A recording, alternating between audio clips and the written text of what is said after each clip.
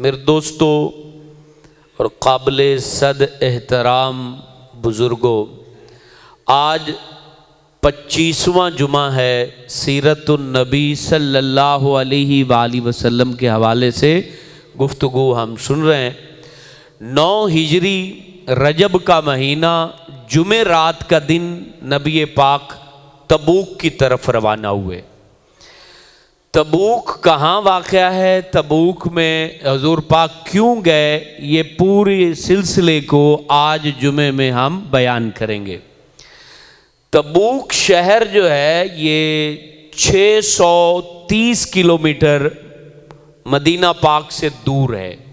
630 kilometre शाम के रास्ते पर है, शाम की तरफ ये शहर मौजूद है। यहाँ असल में इस किले का नाम तबूक था या फिर वहाँ एक चश्मा था उसका नाम तबूक था, इसलिए इस पूरे शहर को शहर तबूक कहा जाता है।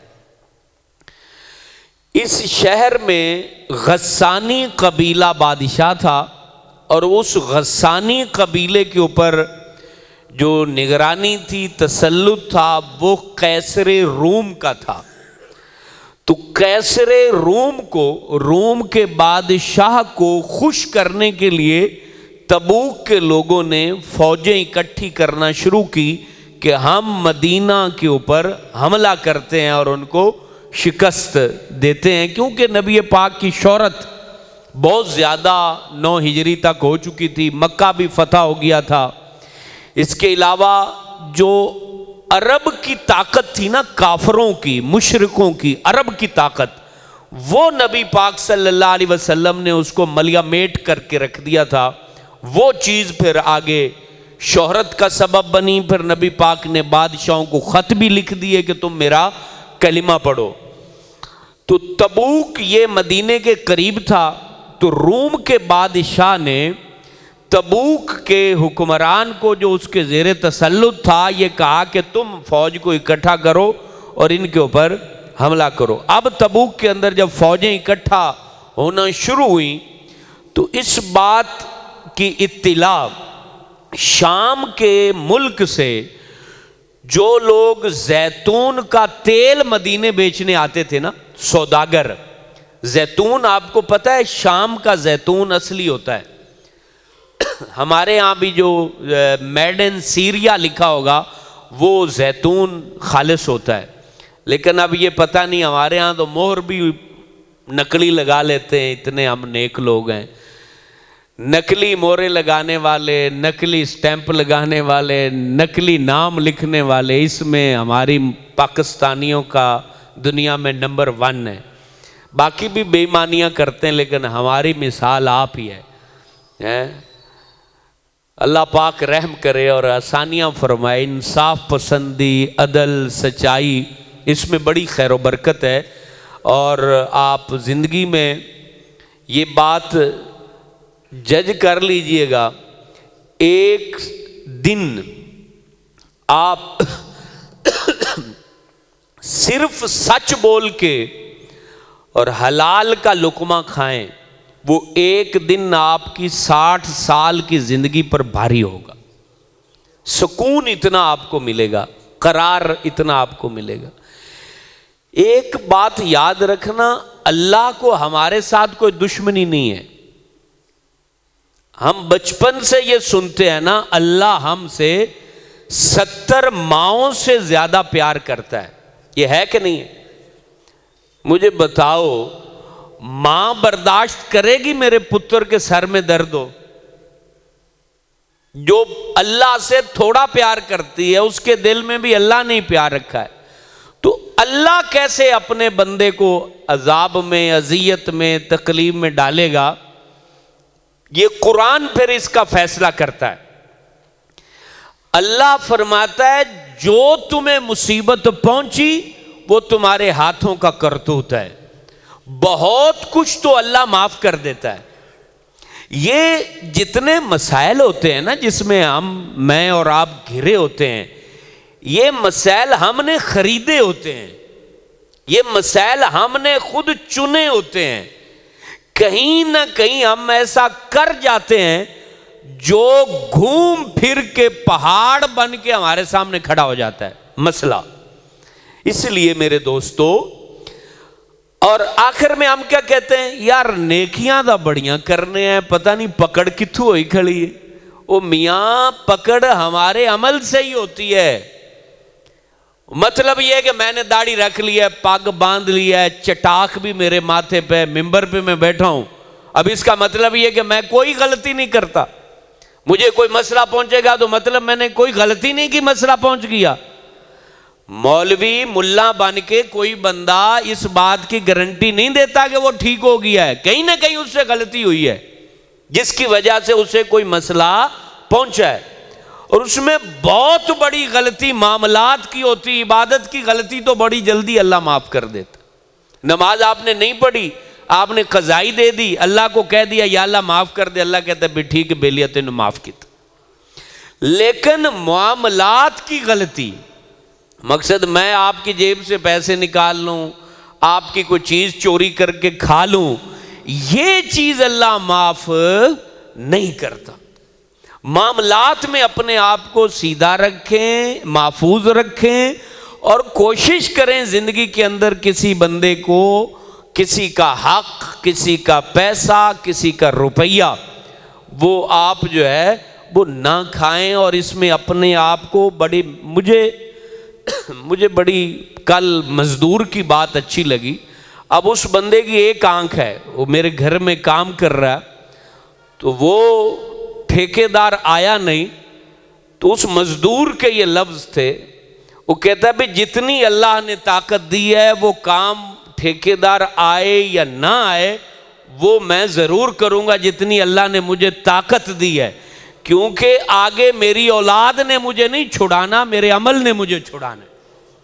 तो अब आप देख लें, ये एक मौलवी की 100 मिनट की तकरीर और उस तगारी उठाने वाले मजदूर का एक जुमला वो भारी है, वो मेरी 100 मिनट की तकरीर पर भारी है। जो उस बंदे ने, एक आंख है उस बंदे की, और उस बंदे ने यानी 1000-1200 रुपया कमाने वाला उसने कमाल कर दिया। उसने कहा भाई ये कमा के ले जाता हूं, बच्चे को पढ़ा रहा हूं, उसकी फीस पे लगाता हूं, खुद कपड़े भी जो है ना मैंने कभी नए नहीं लिए, बेईमानी नहीं करूंगा क्योंकि मेरे बच्चे ने नहीं बचाना, मुझे मेरे अमल ने बचाना है। हम ज्यादातर बेईमानी अपनी औलाद की वजह से करते। अब मुझे बताएं, मैं अपनी औलाद के लिए अगर आप से पैसा, मैं चंदे का पैसा आपसे ले लूं, एजाज भाई से ले लूं, आई साहब से ले लूं और जाके अपने घर पे लगा दूं, तो मुझे बताएं, मुझे ये तकरीर मिंबर बचाएगा? मेरा बच्चा बचाएगा? नहीं बचाएगा। इस वास्ते अपने मामलात में अपने आप को 100% ठीक रखो। उसके लिए आपको किसी को दलील देने की जरूरत नहीं, आपका मन। हुजूर पाक फरमाते हैं सबसे बड़ा मुफ्ती आपका दिल है। आपका दिल मुतमईन होना चाहिए कि आपने किसी का खाया है या नहीं खाया, आपका ये दिल। और अगर दिल आपको मलामत करे कि आपने गलत किया है तो फिर आपने वाकई गलत किया है। तो इसलिए मेरे दोस्तों, ये बात बहरहाल निकल गई दूसरी तरफ। शाम से बात चल रही थी, शाम के लोग जैतून बेचने मदीना पाक वो आते थे और हुजूर पाक के दरबार में उन ताजरों ने अर्ज किया कि जो तबूक शहर वाले हैं वो फौज इकट्ठी कर रहे हैं और हमला करना चाहते हैं मदीना पाक पर। तो हुजूर फख्र आलम सल्लल्लाहु अलैहि वसल्लम ने ऐलान किया कि जितने लोग हो वो जंग की तैयारी करो। ये बात याद रखें, नबी पाक सल्लल्लाहु अलैहि वसल्लम कभी भी जंग के बारे में लोगों को बताते नहीं थे।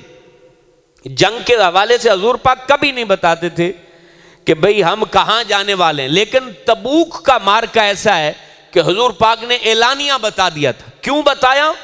ताकि पता लगे कि आप कैसरे रूम की फौजों से लड़ने वाले हैं, इसलिए तैयारी जो है वो तुम्हारी भरपूर होनी चाहिए। ये नबी पाक ने हिकमत अमली बताई कि दुश्मन जो है मजबूत हो तो तुम्हारी तैयारी भी मजबूत बुनियादों पे होनी चाहिए। उसके अंदर खाली फूंक मारने से तुम कहीं भी जीत नहीं सकते। यानी अब अमेरिका से लड़ना है तो मौलवी फूंक मारेंगे तो अमेरिका के क्या वो सारे बारूद खत्म हो जाएंगे? ऐसा नहीं है, तैयारी करनी होगी।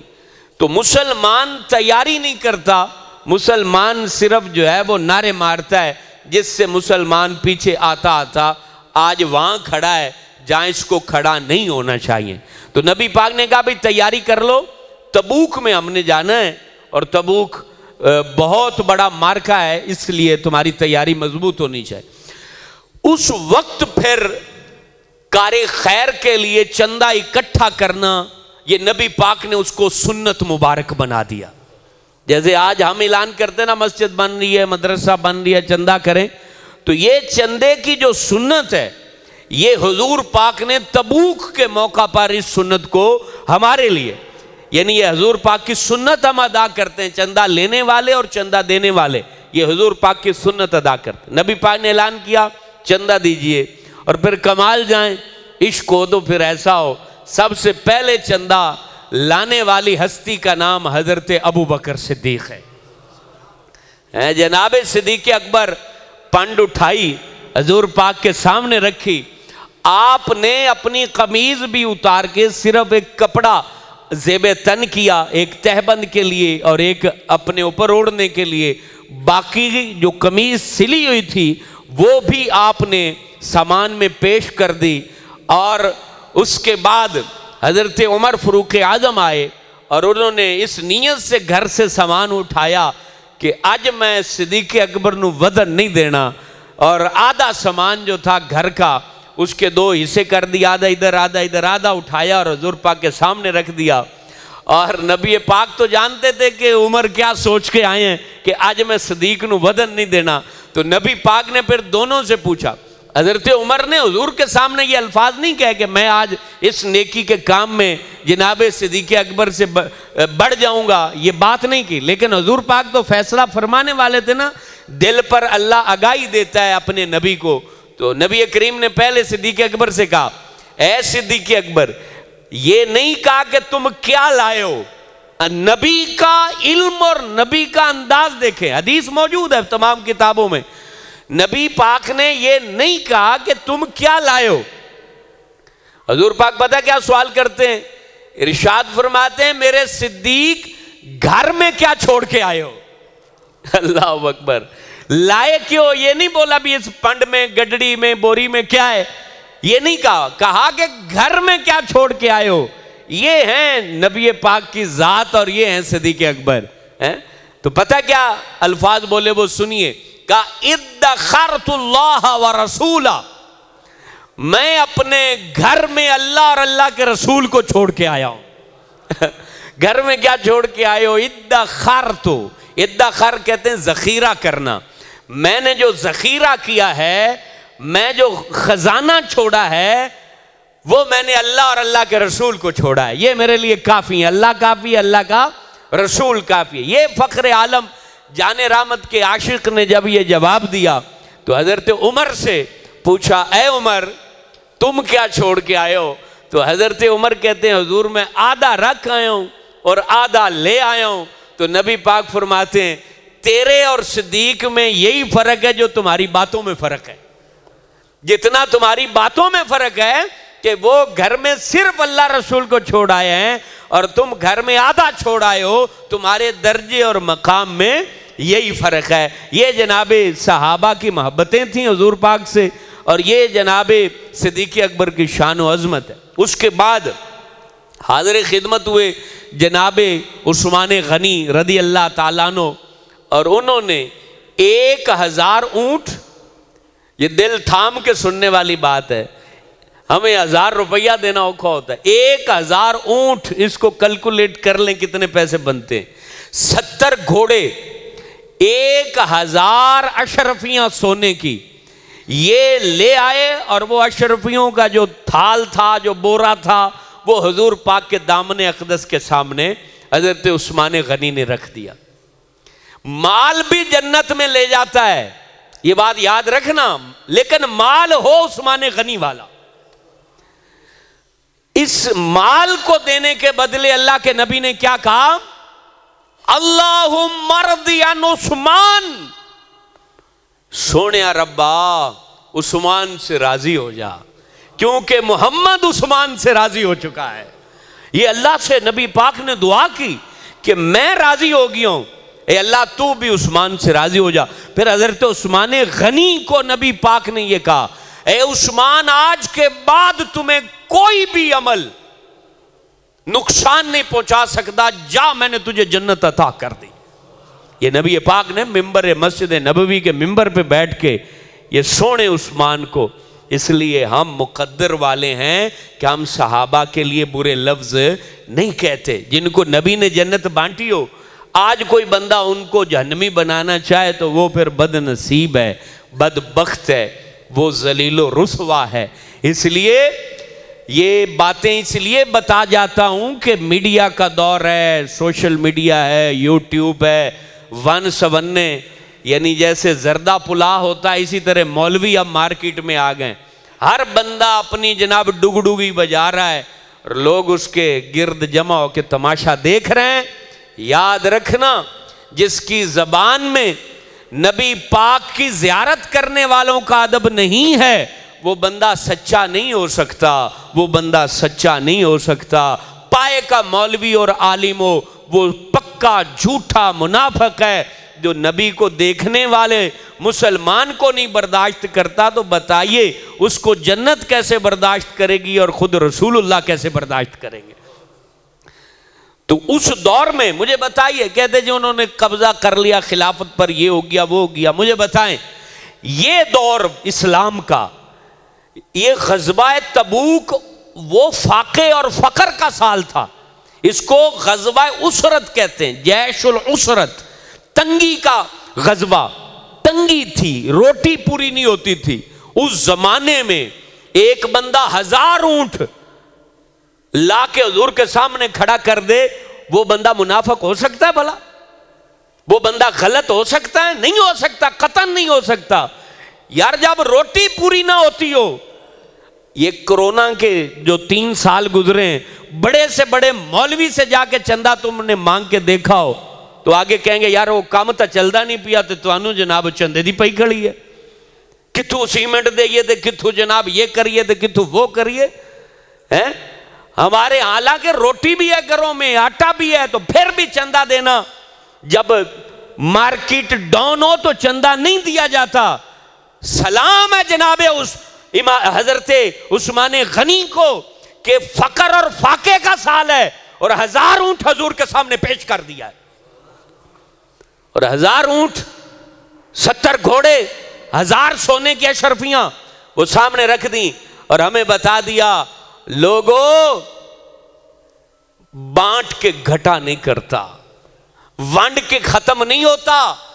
मेरे उस्मान गनी का माल कभी खत्म नहीं हुआ, लुटाते रहे और खत्म नहीं हुआ। हम समझते हैं कि पता नहीं राय खुदा में देंगे, अल्लाह की राह में देंगे, क्या हो जाएगा, क्या बनेगा, मेरे बच्चों की पढ़ाई कैसे होगी, ये निज़ाम वो निज़ाम। ये निज़ाम याद रखें, हम नहीं चला रहे हैं, ये पाक परवरदिगार चला रहा है। हमारी फिक्रें यहाँ ख़त्म होती हैं, उसके बाद फैज़ के दरिया चलते हैं।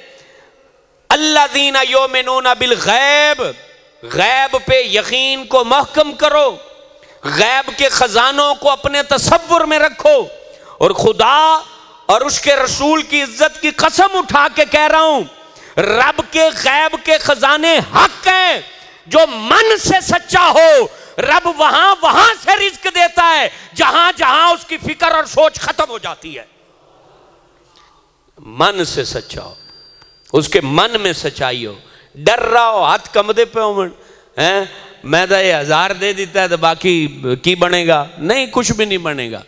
हम मां के पेट में थे, बाहर की दुनिया का हमें पता ही नहीं था, तो बाहर की दुनिया चल रही थी। मां के पेट से बाहर आए 15 साल, पता ही नहीं था ये दुनिया कैसे चल रही है। हुण सियाणा हो गई तो दुनिया की तेनू टेंशन पै गई है सियाणा हो गई तो अब दुनिया की टेंशन। जिस तरह मां के पेट में निजाम दुनिया चल रहा था, 15 साल चल रहा था, अब कमाने के बाद भी चलता रहेगा। मैं और आप मट्टी हो जाएंगे, हड्डियां खत्म हो जाएंगी, कफन फट जाएंगे, मकान उजड़ जाएंगे, दुनिया तबाह हो जाएगी। खुदा की कसम, ये निजाम कायनात, अर्श का मालिक अल्लाह रब्बुल आलमीन जैसे पहले चलाता रहा है वैसे बाद में भी चलाता रहेगा। इन निजाम को ना कोई बादशाह चला रहा है, ना कोई एमएनए चला रहा है, ना कोई एमपीए चला रहा है, ना कोई चौधरी चला रहा है, ना कोई नवाब चला रहा है, ना कोई मौलवी चला रहा है, ना कोई पीर चला रहा है, ना कोई बंदा चला रहा है। इन निजाम को अल्लाह वहदाहू ला शरीका ला, तने तना, बगैर किसी मदद के अकेले चला रहा है। लोग समझते हैं मेरा डेरा आबाद है तो मैं ही चलाता पिया, लोग समझते मेरी दुकान चल रही थी मैं ही चला रही हूं। कोई नहीं, ये खेड़ है, कभी पलड़ा इधर का नीचे हो जाता है, कभी इधर का नीचे हो जाता है। और पलड़े को ऊपर करने वाला भी खुदा, नीचे करने वाला भी खुदा। खुदा की कसम, बड़े बड़े अकलमंद, बड़े बड़े ज़हीन, बड़े बड़े फतीन जब अल्लाह की पकड़ में आते हैं उन्हें पता नहीं लगता कि मामला क्या है। और बड़े बड़े कंगाल जब उरूज पे जाते हैं तो उन्हें पता ही नहीं लगता मैं उता किवें चला गया। ऊपर भेजने वाला भी खुदा, नीचे लाने वाला भी खुदा। आओ अल्लाह से यारी लगाओ, पाक परवरदिगार से उस्मान गनी की तरह यारी लगाओ। डर खत्म कर दो फकर का। कुरान कहता है, ये सीरतुन नबी के ज़िमन में ये तरबियती बातें जिंदगी भर काम आएंगी उस बंदे को जो दिल से सुनता है, दिल से सुनता है। एक बात ये बहुत बड़ी बता रहा हूं, जिंदगी की गम खत्म करने वाली, फकर का खौफ दिल से निकाल फेंको और अल्लाह की रहमत पर नजर जमा के दौड़ो। तुम्हारे पैरों में भी ताकत होगी, तुम्हारे जिगर में भी ताकत होगी, और तुम उठोगे तो खुश होगे, तुम लेटोगे तो खुश होगे। गमों को फेंक दो। सुबह क्या होने वाला है पता नहीं, हम जिंदा भी रहेंगे कि नहीं। सुबह की फिक्र पड़ी हुई है, पता है जिंदा रहेंगे सुबह तक। अभी का दिन अच्छा गुजारो, खुशहाल गुजारो, बांटो अल्लाह की राह में, खैरात करो। ये जो बड़े बखील और कंजूस लोग होते हैं ना, उनके चेहरे बताते हैं कि ये कुछ खाते नहीं है, कुछ पहनते नहीं है, कुछ जो ना वो हंडाते नहीं है। खाओ पियो पहनो, बांटो अल्लाह की राह में। अल्लाह का माल अल्लाह की राह में बांटो, औलाद पे खर्च करो। हाँ, फजूल खर्ची ना करो। मगजल खुसरों के ऊपर नचा दे, उसके ऊपर फेंक देते हैं, इधर फेंकते हैं उधर। हाँ, वो गलत है, जो गलत है वो गलत है। सदका कसरत से करो। जिसके घर में गम आ जाए ना, बीमारी आ जाए, उसका इलाज वाहिद है, बांटे वो यतीमों में, बेवाओं में, मिस्कीनों में। औलाद के लिए बचाओगे जो बाद में जाके फातिहा भी नहीं पढ़ते। अल्लाह की राह में बांटो, या तकलीफ चली जाएगी या अल्लाह जन्नत अता कर देगा। दो में से एक तो होगा ना। यानी बुढ़ापे में 70 साल उम्र है, 90,000 किराया आता है, 40-50 किला जमीन है, इतना कुछ किधर कब्र में ले जाओगे? बांट दो को 2-4 लाख गरीबों में, या बच जाओगे या जन्नत पा जाओगे। दोनों में से एक तो अल्लाह देगा ना। तो हजरत उस्मान गनी ने बांट के दिखाया। जिंदगी भर मुझे बताएं, तारीख के अंदर जितना फकर फाका पहले दौर के सहाबा ने देखा, किसी ने नहीं देखा। लेकिन जितना माल अल्लाह ने हजरत उस्मान को अता किया, किसी को अता नहीं किया। तो बांटने से अगर घटता तो उस्मान का घट जाता, उनका नहीं घटा। तो ये इस बात की दलील है, बांटने वाला उसका चेहरा चमकदार होता है, दिल नूरानी होता है, मखलूक उससे प्यार करती है। और बखील जो होता है उसके अपने भी उसके लिए बद्दुआ करते हैं। मगरू लवे तो पुत्रा को लावे तो चलो कुछ चार आने उन्होंने को मांग लवेंगे।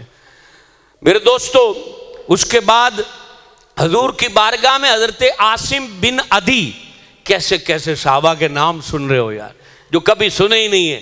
हजरत आसिम बिन अदी हजूर के पास आए और तबूक के मौका पर आसिम बिन अदी ने कई मन खजूरें हजूर के सामने ला के रख दी। अब औरतें जो थीं सहाबिया, उन्होंने अपने जेवर जो थे कानों के, वो सारे जेवर हजूर पाक के सामने ला के रख दिया। आका, ये माल भी आपका और ये जायदाद भी आपकी। उसके बाद एक शख्स, आप सब के लिए, हम गरीबों के लिए एक बड़ी पुरलुत्फ बात, हजरत अबू अकील अंसारी, ये साहबी थे और गरीब थे, हुजूर पाक के सामने हाजिर हुए।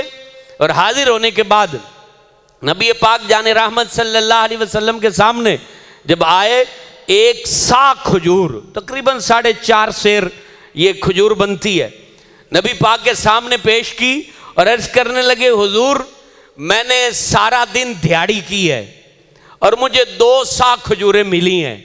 सारा दिन दिहाड़ी की, आपके ऐलान सुना है तो मैं दिहाड़ी करता रहा हूं, कुएं से पानी निकाल निकाल के बागों को लगाता रहा हूं, तो वो खजूरें इकट्ठी करता रहा हूं। वो आधी बच्चों को दे आया हूं आका, आधी आपके दरबार में लाया हूं। सुबहान अल्लाह। बाज दफा ना 100 रुपया लाख पे भारी होता है, उसकी मशक्कत देख के उसका सवाब लिखा जाता है। अब नबी पाक का अंदाज सुनो ऐ गरीबों, हुजूर फख्र आलम नियतों को कैसे मुलाहजा करते हैं। हजरत अबू अकील ने कहा, हुजूर सारा दिन दिहाड़ी की है, आधी ये 4 किलो खजूरें घर रखी हैं, ये 4 थी वो आपके दरबार में लाया हूं। नबी पाक ने वो खजूरों की जो है गठड़ी पकड़ी और वो 4 किलो या 4.5 किलो खजूर जो थी वो सारे ढेर के ऊपर, सारे सामान के ऊपर ला के रख दी। और नबी पाक ने बता दिया, हम कसरत देख के कबूल नहीं करते, हम तो इखलास देख के कबूल किया करते। 4 किलो को जो दिहाड़ी करके लाया था वो ऊपर लाके रख दी। इसलिए जब आप चंदा राय खुदा में देते हैं, सारा दिन आपने रेडी चलाई और आपने कोई 20 रुपए किसी गरीब की मदद की है या मस्जिद की या मदरसे की, जहां भी आपने खिदमत की, तो उससे दिल हल्का ना किया करें। अल्लाह नियतों को देखता है और ये माल की कमी बढ़ाना, इससे अल्लाह को कोई गर्ज नहीं है। नियतें जितनी आला होती हैं अल्लाह उतना अजर अता करता है। ये सारा माल इकट्ठा हो चुका। अब नबी पाक ने कहा कि भाई तैयारी करो, अब तबूक की तरफ रवाना होते हैं।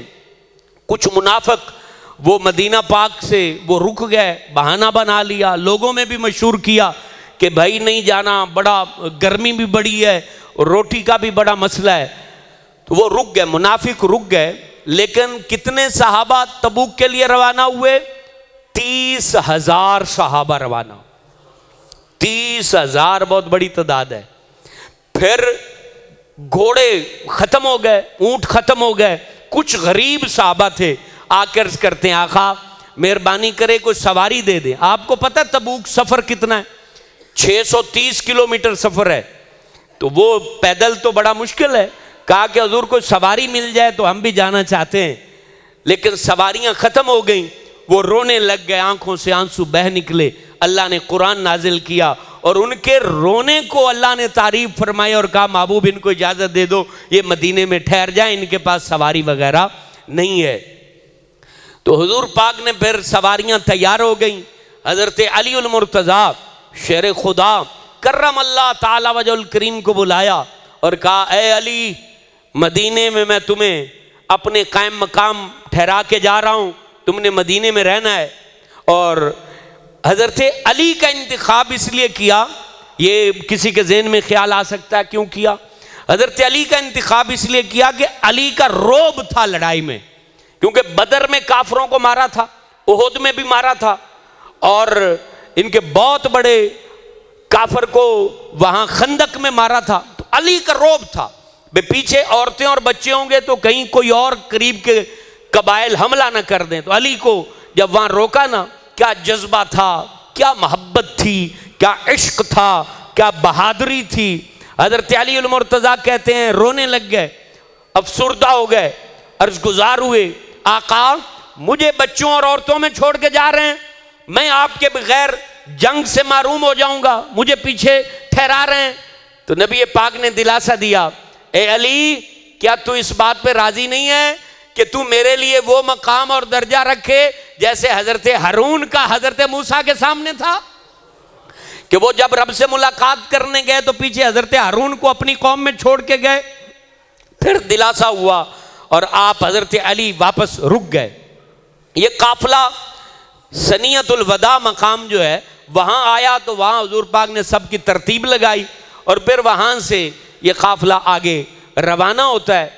सहाबा पीछे 5 जय्यद सहाबा रुक गए। उनका वाक़या बड़ा तफसील है, जो हमने वैसे तफसीर कुरान में रमज़ान में बयान किया था। हज़रत काब बिन मालिक, हज़रत हलाल बिन उमैया और हज़रत मुरारा बिन रबी और हज़रत अबू खैसमा और हजरत अबू ज़र गिफारी, ये 5 सहाबा पीछे रह गए थे। 3 का तो अलग वाकया है, वो पहुंचे ही नहीं, 2 बाद में पहुंचे। हजरत अबू ज़र गिफारी क्यों ठहरे? उनकी सवारी कमज़ोर थी, तो उन्होंने कहा कि चारा चूरा खिलाते हैं, हट्टी कट्टी हो जाएगी तो हम फिर पीछे चल पड़ेंगे। लेकिन रास्ते में हजरत अबू ज़र गिफारी की सवारी जो थी वो फौत हो गई, मर गई, और हजरत अबू ज़र गिफारी अपना सामान सर पे रखा और वो पैदल ही तबूक की तरफ रवाना हो गया। 630 किलोमीटर हजरत अबू ज़र गिफारी ने पैदल सफर किया। हलवे मांडे खा के इश्क के दावे करने आसान हैं और ये दर्दें उठानी बहुत मुश्किल हैं। 630 किलोमीटर, ये मजाक नहीं है। यहां से सादकाबाद से आगे तकरीबन रोडी तक का सफर बनता है 630 किलोमीटर, और वो भी अरब की गर्मी में। वो हजरत अबू ज़र ने अकेले किया। और नबी पाक की जब दूर हजरत अबू ज़र थे ना, निगाह पड़ी और कहा ये तो मेरा अबू ज़र आ रहा है। हुजूर पाक ने फिर क्या खूब इरशाद किया, क्या अंदाज से आलम तसव्वुर में बंदा देखे, बंदा आ रहा हो, हुजूर पाक देख रहे हो, कमाल नहीं, सारी दर्द ही चली जाए। नबी पाक ने देखा और कहा ये तो मेरा अबू ज़र आ रहा है। और फिर हुजूर पाक ने कहा अबू ज़र अकेला आ रहा है, अकेला रहेगा, अकेला फौत होगा, अकेला दफन किया जाएगा, अकेला कब्र से उठेगा, माशर में अकेला जन्नत में चला जाएगा। अल्लाह, ये नबी पाक ने कहा। अब इसमें एक बड़ी चाशनी वाली बात है जो मैं अक्सर सोचता हूं कि यार अकेला रहना तो एक तकलीफ दे अमर होता है, और अपने साहबी को हुजूर पाक फरमा रहे अकेला है, अकेला रहेगा, अकेला फौत होगा, अकेला कब्र से उठेगा। वजह यह थी कि हजरत अबू ज़र को नबी पाक के तसद्दुक रब ने वो मार्फत अता कर दी। वो मार्फत जब मिलती है, वो मार्फत जब मिलती है, वो शौक जब मिलता है, दिल में हो याद तेरी गोशाए तन्हाई हो, फिर तो खलवत में अजब अंजुमन आराई हो। जब शौक मिलता है, जब ज़ौक मिलता है, तो फिर तन्हाई भी अंजुमन यानी महफल की जो है वो जीनत वाला सरूर देती है, लज्जत देती है। फिर बंदे को तन्हाई, तो वो जब जिसको नबी पाक की मार्फत मिल गई हो, जिसको रब की मार्फत मिल गई हो, उसको फिर मजमा नहीं चाहिए होता, उसको हुजूम नहीं चाहिए होता, उसको कसरत नहीं चाहिए होती, उसको वाह वाह की तलब नहीं होती, उसको जम्मे गफीर की कोई ज़रूरत नहीं होती, इज़्दिहाम की ज़रूरत नहीं होती। वो बंदा अपनी मस्ती में मस्त रहता है। और यही हुआ, हजरत अबू ज़र फिर तन्हा रहे। रबज़ा एक मकाम है, वहाँ पर आपकी बीवी, आपका एक ग़ुलाम हजरत उस्मान गनी के दौरे हुकूमत में वहाँ पर उस छोटी सी बस्ती में रहे। और जब फौत होने लगे तो इनकी बीवी ने ग़ुलाम को कहा, इन्होंने खुद अपनी बीवी को कहा कि मैं फौत हो जाऊं तो यहाँ से एक काफिला गुजरेगा, उनको कहना कि मुझे गुस्ल और कफन दें और मुझे दफना दें। और वो काफिला फिर किसका गुजरा? हजरत अब्दुल्ला इब्ने मसूद साहबी रसूल, खादम रसूल, नबी पाक के जूते उठाने वाले हजरत अब्दुल्ला इब्ने मसूद का जब काफिला गुजरा तो उनको गुलाम ने जाके कहा कि हजरत अबू ज़र गिफारी फौत हो गए हैं और उनकी तजहीज़ और तकफीन में मदद की जाए। अब्दुल्ला इब्ने मसूद ने कहा सुबहान अल्लाह, मेरे नबी की क्या शान है, मेरे हुजूर ने कहा था अबू ज़र अकेला है, अकेला रहेगा, अकेला फौत होगा। मेरे नबी की बात पूरी सच हुई है। आज तने तनहा यहाँ हजरत अबू ज़र का विसाल हुआ है। उन्होंने फिर कफन भी दिया, उनको तदफीन की, जनाजा पढ़ाया। ये मेरे दोस्तों हजरत अबू ज़र इस तरह पहुंचे थे। हजरत अबू खैसमा वो कैसे पहुंचे, वक्त पूरा हो चुका है। हजरत अबू खैसमा की असल में बीवी ने, हजरत अबू खैसमा जा नहीं रहे थे, इनकी बीवी ने दोपहर का वक्त था, छप्पर के नीचे जो है झाड़ू लगाया, उन्होंने वहाँ छिड़काव किया। और हजरत अबू खैसमा दोपहर के वक्त जब आए ना, झाड़ू लगा हुआ था, पानी वहाँ पर जो है ना वो ठंडी ठंडा माहौल था जैसे पिंड का होता है, वहाँ चारपाई लगी थी। अबू खैसमा आए और उसके बाद उन्होंने अपनी बीवी को क्या कहा और कैसे पीछे गए वो अगले जुमे बयान किया जाएगा। तबूक के सफ़र पर हम अल्हम्दुलिल्लाह रवाना हैं और 25 जुमे सीरत नबी के हो गए, 26वां जुमा और तबूक के अगले अहवाल आप अगले जुमे सुन सकेंगे। अल्लाह वाहदा ला शरीका ला हम सब के कुलूब अजहान और रगो पै में अल्लाह नबी पाक की मोहब्बत को रासिख करे। इनके सीरत को बयान करने का मकसद एक उम्मती को अपने नबी के अहवाल का इल्म होना ये अशद ज़रूरी है। उम्मती को पता हो मेरे नबी कहाँ रहे, कैसे रहे, किस तरह सफ़र किया। खुश नसीब वो लोग हैं जिन्होंने 25 के 25 जुमे सुने हैं। इंशाअल्लाह जो आखिरी जुमा होगा ना खुतबे का, हजूर पाक के विसाले मुबारक तक, चूँकि ये मैंने मौजू रखा था ऐलान नबूवत से विसाले मुबारक तक ये सीरत नबी का एक पार्ट मैं बयान कर रहा हूँ और उसमें 25 जुमे हुए हैं। और उसके आखिरी जुमे इंशाअल्लाह मस्जिद में लंगर होगा और जुमे के बाद खाना भी पेश किया जाएगा। हजूर की सीरत का लंगर मुबारक होगा, लेकिन वो आखिरी जुमा कौन सा होगा ये आगे चल के पता चलेगा।